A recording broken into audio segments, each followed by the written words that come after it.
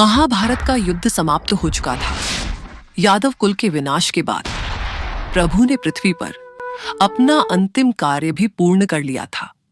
अब समय था उनके जाने का।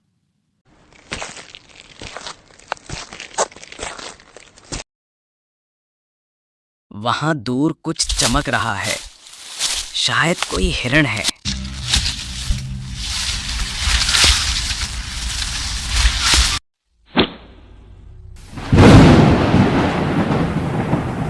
प्रभु, मैंने आपको हिरण समझ लिया। मुझसे बड़ा पाप हो गया, मुझे क्षमा कर दीजिए। इसमें तुम्हारी कोई गलती नहीं है। जरा, जब सतयुग में मैं राम और तुम बाली थे, उस समय मैंने तुम्हें छिपकर मारा था, और आज जाने अनजाने में तुमने मुझे मारा। हर इंसान को अपने कर्मों का फल भोगना ही पड़ता है। ये मेरे ही द्वारा बनाई गई नियति है। राधे राधे। उसी क्षण श्री कृष्ण ने योग बल से अपना पार्थिव शरीर त्याग दिया।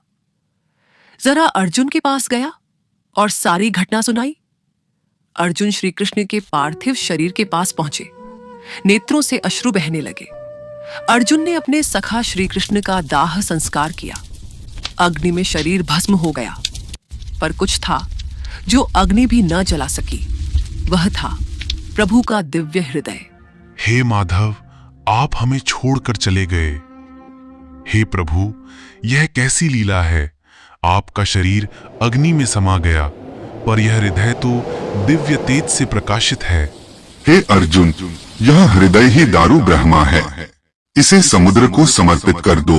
यही कालांतर में नील माधव स्वरूप होकर जगन्नाथ में प्रतिष्ठित होगा। योगेश्वर श्री कृष्ण जगन्नाथ रूप में युगों युगों तक भक्तों का उद्धार करेंगे।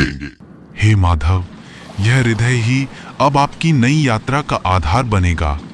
और यहीं से शुरू हुई श्री कृष्ण के जगन्नाथ रूप में प्रकट होने की लीला। वही दिव्य हृदय समुद्र में तैरता रहा जब तक कि उसे अपना नया स्थान न मिला।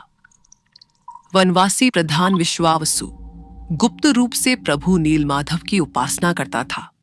माना जाता है वही रहस्यमय हृदय पहले नीलमाधव के रूप में प्रकट हुआ। धीरे धीरे यह बात लोगों में फैलने लगी और राजमहल तक पहुंच गई। हे राजन, नीलांचल पर्वत की एक गुफा में भगवान विष्णु स्वयं एक दिव्य रूप में निवास करते हैं, जिनकी पूजा सबर जनजाति के सरदार विश्वावसु करते हैं। राजा इंद्रद्युम्न विष्णु भक्त प्रभु के दर्शन को व्याकुल हो उठे। उन्होंने विद्यापति को नीलमाधव की खोज में भेजा।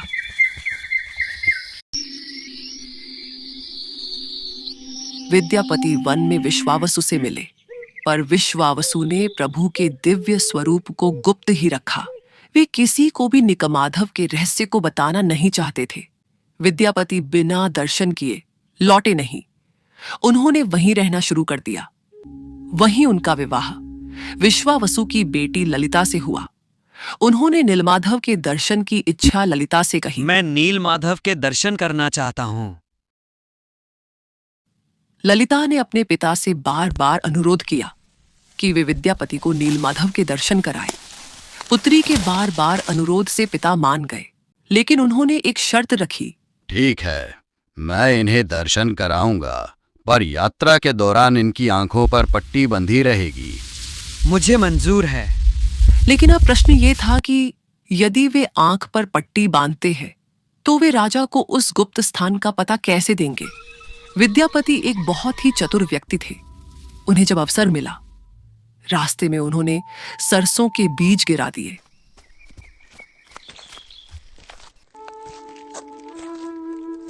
गुफा में प्रवेश कर नीलमाधव के दर्शन किए। एक दिव्य प्रकाश, एक दिव्य अनुभूति जो प्रभु के साक्षात्कार का प्रतीक थी। विद्यापति ने राजा को सब कुछ बताया।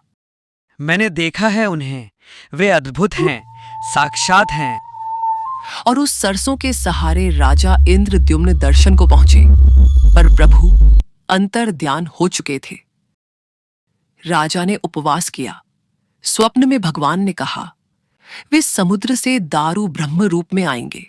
हे राजन, शोक न करो, मैं समुद्र से दारू ब्रह्म रूप में पुनः आऊंगा, जिससे मेरी मूर्तियां बनेंगी और मैं साक्षात उनमें निवास करूंगा।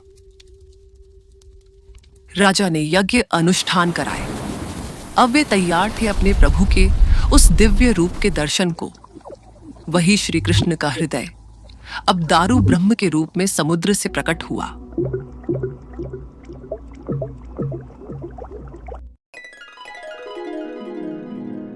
उसे राजमहल लाया गया।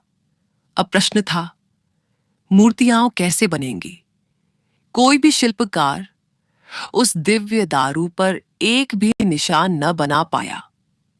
अब राजा चिंता में आ गए। उन्होंने भगवान विष्णु से प्रार्थना की।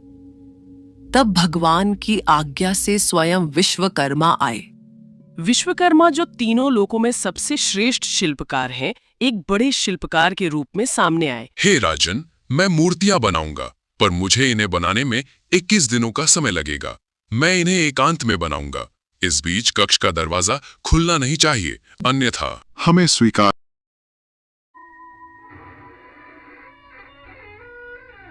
उन्होंने शर्त रखी, दरवाजा 21 दिन तक बंद रखा जाए। पर 15 दिन बाद कमरे के भीतर से आवाजें आना बंद हो गई। अब रानी को चिंता होने लगी। उन्हें लगा कहीं वो बूढ़ा शिल्पकार मर तो नहीं गया। उन्होंने राजा से निवेदन किया कि वे दरवाजा खुलवा दें।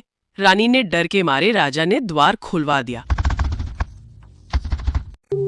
विश्वकर्मा अदृश्य हो गए। मूर्तियां अधूरी रह गई। राजा को अपनी भूल पर गहरा दुख हुआ, पर प्रभु ने संकेत दिया कि वे इन्हीं अधूरी मूर्तियों में वास करेंगे। हे राजन, मेरा तो कोई स्वरूप ही नहीं है। मैं तो निराकार हूँ। फिर तू क्यों एक स्वरूप में मुझे खोज रहा है? हे राजन, इन्हीं अधूरी मूर्तियों में मैं सदैव यहाँ वास करूंगा। तभी से जगन्नाथ जी अधूरे होकर भी पूर्ण है। जिसके बाद राजा ने जगन्नाथ जी का भव्य महल बनाया और उन्हें वहां विराजित किया। यही है श्री कृष्ण की जगन्नाथ लीला, जहां दारू ब्रह्म, नीला माधव और जगन्नाथ की दिव्यता एक साथ विराजती है। जय जगन्नाथ। राधे राधे।